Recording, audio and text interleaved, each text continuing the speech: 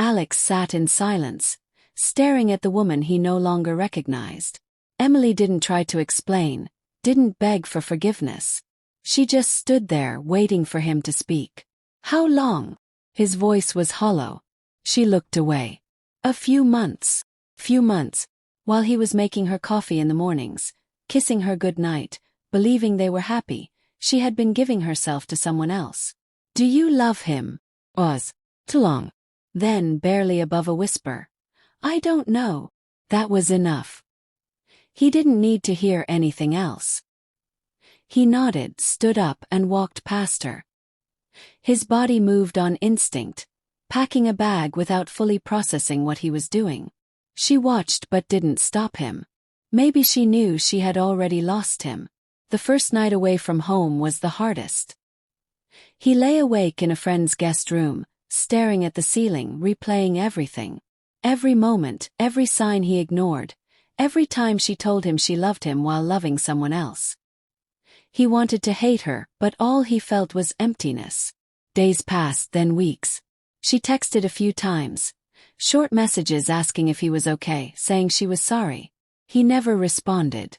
What was there to say? That he missed her. That he still woke up expecting to see her next to him. That some pathetic part of him wanted her to say she made a mistake and beg him to come home. But she didn't. And that told him everything. One evening, he stood in their empty apartment, gathering the last of his things. It didn't feel like home anymore. It was just a place where something had ended. Before leaving, he looked around one last time, letting go of the life he thought they had. Then, without another glance back, he walked out the door and into whatever came next. Alex couldn't ignore it anymore. The signs were there, clear as day. And the message on her phone confirmed what he had been trying to deny. He needed answers. The next evening, he told her he had a work meeting and left the house, but instead of driving to the office, he parked down the street and waited. His hands gripped the steering wheel, heart hammering in his chest. 15 minutes later, Emily walked out the door, dressed up more than usual. She got into her car and drove off. He followed at a distance, every second making him feel sick. She pulled into a small restaurant on the other side of town, a place they had never been to together. Alex watched as she walked inside and met someone, a man. Tall, well-dressed, confident. She smiled at him, the kind of smile she used to give Alex. The man touched her arm, leaned in close, and she didn't pull away. His chest tightened. This was real. It wasn't in his head. Emily and the man sat across from each other, talking, laughing, completely lost in their own world. Alex felt like a ghost watching from the outside, invisible in a life he thought was his. He wanted to storm in, demand an explanation, make a scene, but he didn't.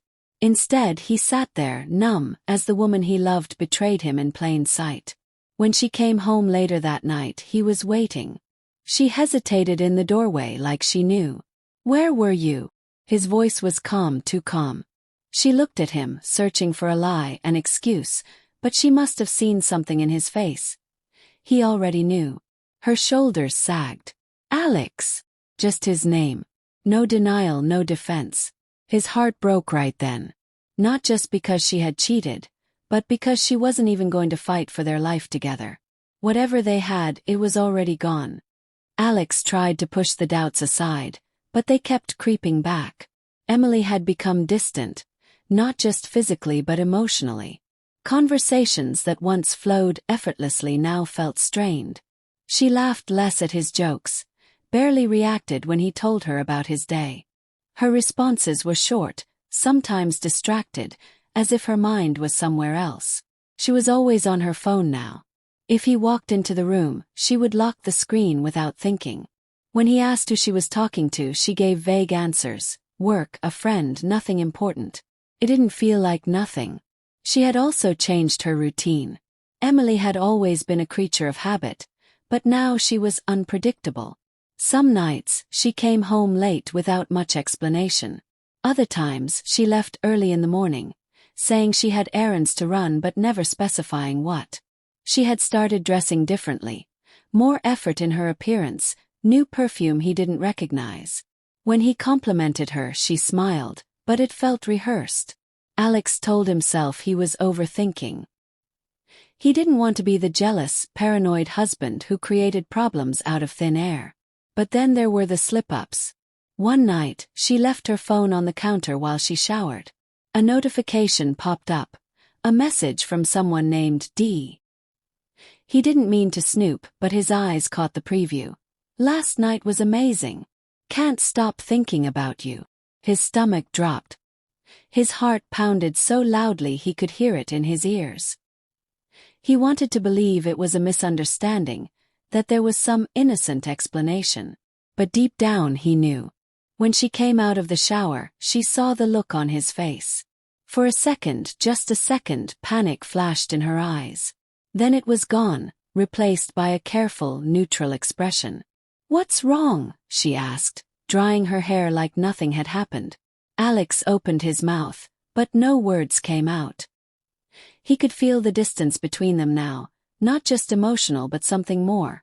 A wall she had built, keeping him on the other side. Alex always believed love was built on trust. His relationship with Emily was proof of that, or so he thought. They had been together for 6 years, married for 3, and in that time he had never doubted her. Their life was predictable in the best way. Mornings started with her sleepy smile as she reached for his hand before they got out of bed. Evenings ended with shared laughter over dinner, talking about their day. Emily had always been affectionate. She would send him random texts during work, little things like "I miss you" or a picture of something that reminded her of him. She had a way of making him feel like the only person in the world. It was one of the many reasons he had fallen for her. On weekends they had traditions. Friday movie nights, Saturday morning coffee runs, Sunday evening walks. They rarely argued, and if they did, it was over silly things like what to watch or where to eat. Nothing ever seemed serious enough to leave a crack in their foundation. But lately something felt different. It was subtle at first, things only someone deeply in love would notice. She had started spending more time on her phone, angling the screen away from him. Their conversations felt slightly forced, as if she was holding something back. When he kissed her, there was a brief hesitation, a fraction of a second where she didn't fully lean in the way she used to. He ignored it at first. Maybe she was stressed. Work had been hectic for her lately, and she had mentioned a new project taking up a lot of time. He didn't want to be the insecure husband who made a big deal out of nothing. Then there were the late nights. She used to come home at 6 sharp, but now it was closer to 8. She always had a reason. Meetings ran over, deadlines were tight. He trusted her, so he didn't push. Still, something gnawed at him. One night, while lying in bed, he watched as she turned away, phone in hand, screen dimly lighting up her face. She smiled at whatever she was reading, a soft, secretive smile. He wanted to ask but held back.